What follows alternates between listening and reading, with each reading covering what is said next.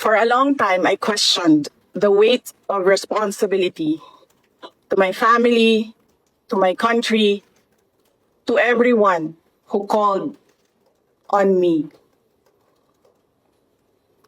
Today, I have peacefully accepted that my life is unlike any other.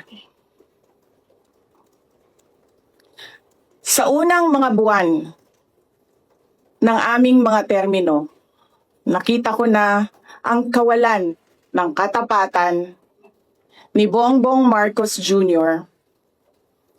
sa mga pangakong binitawan noong kampanya.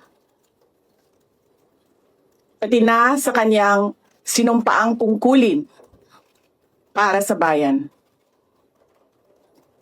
Dahil hindi ko kinaya na maging bahagi ng 2025 national budget na tagtad ng katiwalian. Pinili kong umalis sa kabinete kahit alam ko na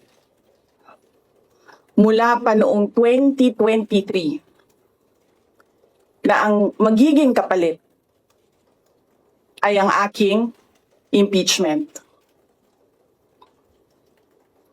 Mga kababayan, humihingi ako ng paumanhin.